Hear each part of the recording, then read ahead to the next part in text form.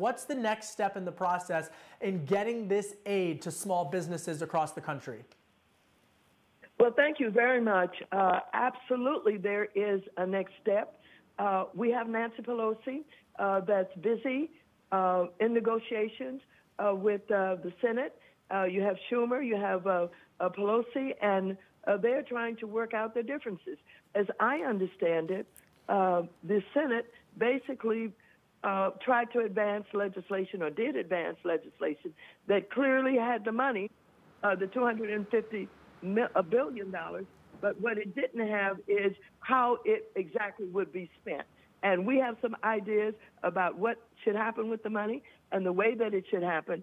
And so that has to be worked out. And there will be continued negotiations until it is finalized, because it is extraordinarily important that, both the House and the Senate get together on this legislation so that we can pass it without all of us having to come back to Washington, D.C. So that's what I wanted to ask you. Procedurally, then, as you look for the next round of economic stimulus package, as you fought very hard in the first round for there to be, for example, more money for families in particular, what do you want to see, Chairwoman, in the next round of economic stimulus? Well, I would like to increase the amount of money, payments that go to our constituents. As you know, it turned out to be $1,200 for adults and $500 for each child in the family. I started out with $2,000 for each adult and $1,000 for each child. So I would like to see some improvement in that, simply because it is so desperately needed. We have people who are losing their jobs, people who don't have unemployment insurance. We have folks that don't have any kind of cushion, and that they've got to put food on the table, gasoline in the cars to try and look for work, et cetera. And so I'd like to see more money that goes to the families. I want to get into the weeds, but just from a timeline perspective, what is the timeline that you're hearing from Speaker Pelosi's office about when the next round of economic stimulus will likely be voted on?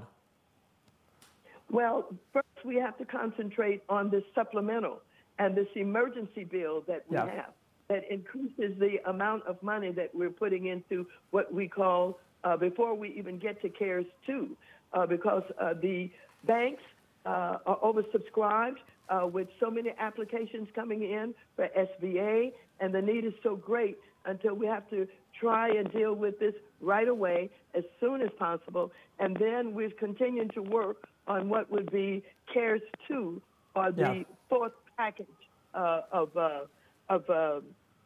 laws that we would like to make in order to deal with this pandemic.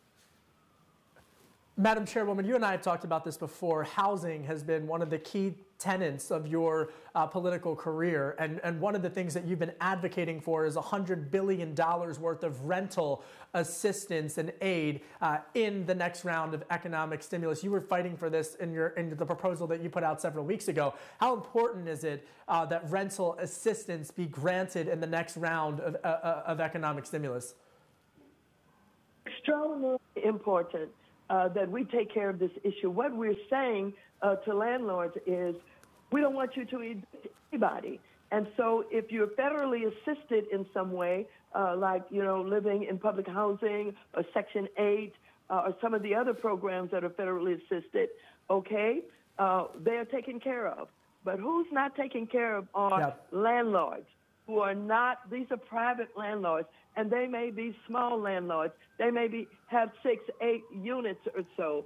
And so we can't ask them not to evict, and don't tell them how they're going to get paid so they can pay the mortgage on the rent that they have and that they're renting out.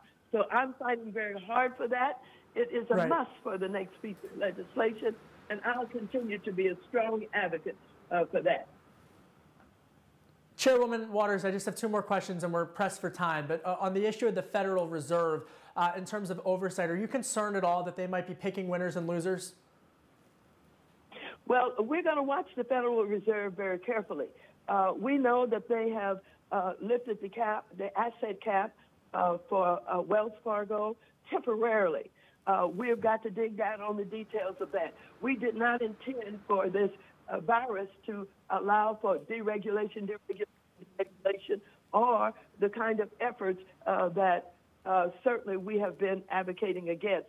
So while it is temporary, and we understand the seriousness of all of this and the need to get money out, and the fact that they were complaining about the balance sheet and all of that, we will be doing oversight on this.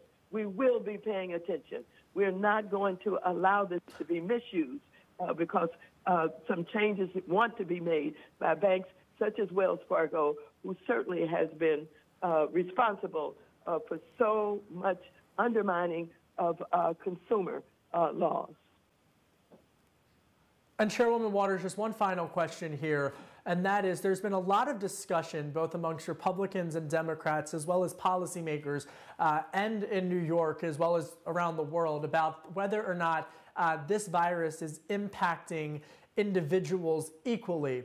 And what I'm hearing from you is that it's underserved Americans and underserved communities that are unfortunately getting the most negative effects of this virus, economically speaking. Is that what I'm hearing from you?